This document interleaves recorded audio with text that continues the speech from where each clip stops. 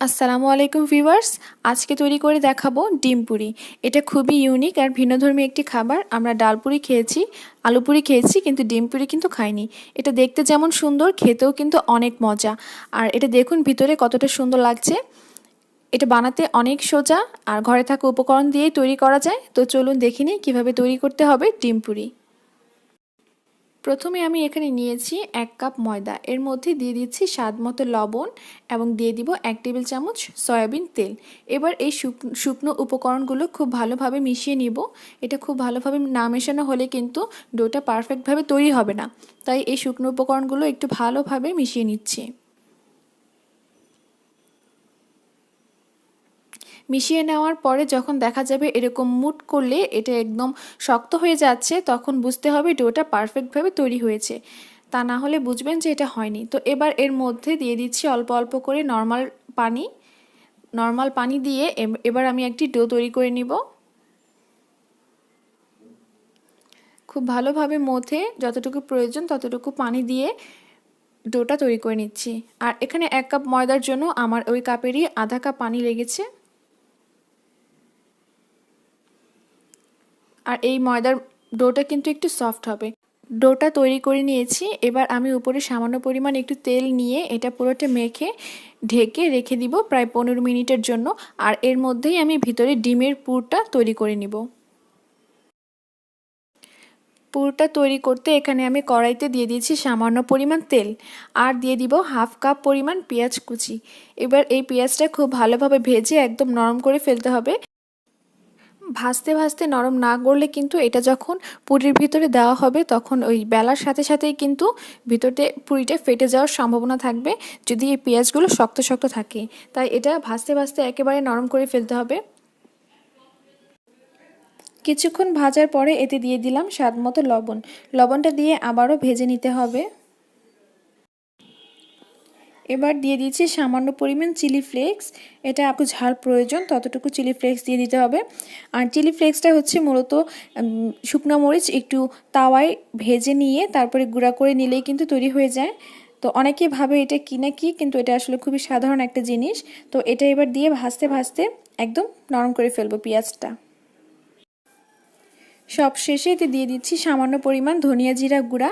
তো আপনারা চাইলে এখানে এই পর্যায়ে এসে চাট মশলাও দিতে পারেন কিংবা আপনাদের পছন্দ মতো যে কোনো মশলাই দিতে পারেন, তবে সেটা পুরিতে ব্যবহার করা যায় এমন মশলাই দিতে হবে। তো এটা দিয়ে আমি খুব ভালোভাবে মিশিয়ে নিচ্ছি। এবার এই পেঁয়াজগুলোকে একটা সাইড করে নিতে হবে। একবারে একটা সাইড করে নিয়ে তারপরে এর পাশে আমি ডিম ভেজে নিব। তো এখানে আমি একটি ডিম দিয়ে দিলাম। একটি ডিম দিয়ে তার উপরে সামান্য একটু লবণ ছিটিয়ে দিব। তারপরে এটা আমি আস্তে আস্তে ভেজে নিচ্ছি। ডিমটা একদম ঝুরি ঝুরি করে ভাজা হয়ে গেলে তারপরে আমি এটা পেঁয়াজের সাথে মিক্স করব। তো এখানে আমি ডিমটা একদম ঝুরি ঝুরি করে ভেজে নিচ্ছি।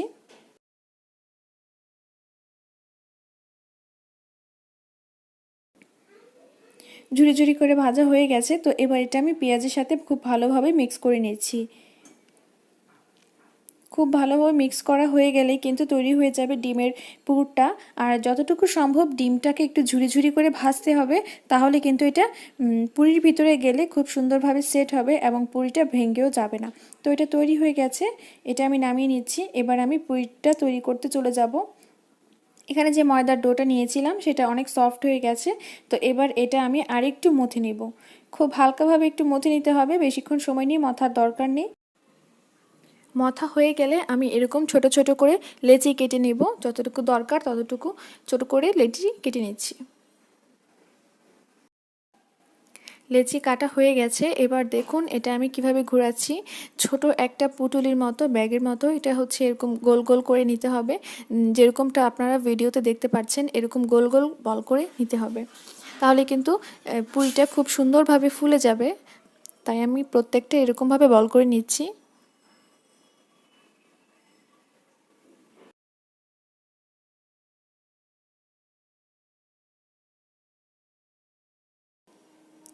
হয়ে গেছে। এবার আমি একটি রেখে বাকিগুলো এরকম বাটিতে নিয়ে তার উপরে সামান্য পরিমাণ তেল ছিটিয়ে দিয়ে আবারও ঢেকে রেখে দিব।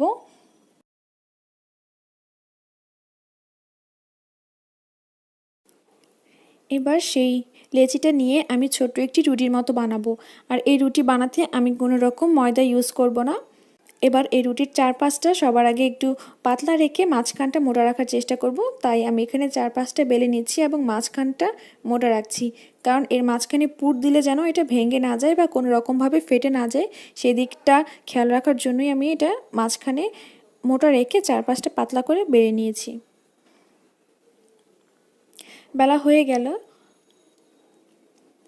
এবার এর মধ্যে আমি একটু জায়গা করে নিলাম, ছোট্ট একটা গর্ত করে নিলাম এবং এর মাঝে আমি সেই পুরটা দিয়ে দিব। ডিমের পুরটা দিয়ে দেখুন, আমি এটা আপনাদের ভিডিওটা দেখে বুঝে নিতে হবে, এই ব্যাপারটা আসলে মুখে বলা যাবে না। উপরের দিকটা আমি এরকমভাবে লাগিয়ে নিচ্ছি।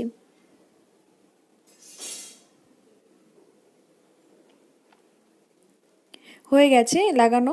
এবার এটা আমি একদম উপরের দিকটা ঘুরিয়ে ঘুরিয়ে এক্সট্রা যে ময়দার অংশটা আছে সেটা কেটে ফেলে দিব। হ্যাঁ, এবার এটা আমি চাপ দিয়ে নিচ্ছি এবং এটা এখন আমি হালকা হাতে বেলবো। এটা বেলার সময় হালকা করে বেলতে হবে, খুব চাপ দিয়ে বেলা যাবে না, তাহলে কিন্তু এটা ফেটে যাবে। তাই এটা খুব সাবধানে হালকা করে বেলে নিতে হবে।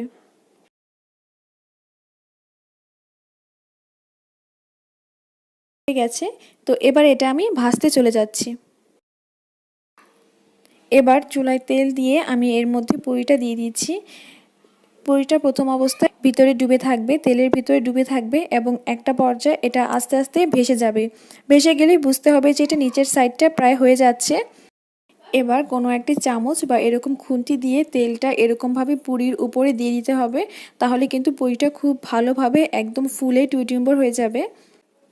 দেখুন এখানে খুব সুন্দরভাবে পুরিটা একদম ফুলে উঠেছে। আর এই কাজটা কিন্তু খুব সাবধানতার সাথে করতে হবে, তা না হলে কিন্তু তেল গায়ে ছিটিয়ে আসতে পারে। তাই এইরকমভাবে পুরিতে তেল দেওয়ার ব্যাপারটা একটু সাবধানভাবে করতে হবে। আর দেখুন পুরিটা খুব সুন্দরভাবে ফুলে উঠছে। এরকমভাবে ফুলে ওঠার পরে কিন্তু এই পুরিটাকে উল্টে দিতে হবে। উল্টে দিয়েছি, ঠিক এভাবে বাকি সব পুরিগুলো ভেজে নিতে হবে। আর এই পুরিগুলো একটু সময় নিয়ে ভাজতে হবে, যেন পারফেক্টভাবে ভিতরে এবং বাইরে সুন্দরভাবে পুরিটা ভাজা হয়।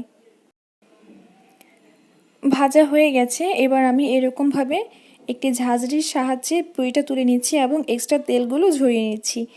তো ভিউয়ার্স, তৈরি হয়ে গেল আমাদের মজাদার এবং সহজ ডিম পুরি। আপনাদের কাছে যদি আমার রেসিপি ভালো লেগে থাকে তাহলে প্লিজ আমার চ্যানেলটি সাবস্ক্রাইব করবেন এবং আমার ভিডিওতে লাইক কমেন্ট করতে ভুলবেন না। আশা করি সবাই অনেক অনেক ভালো থাকবেন। আল্লাহ হাফেজ।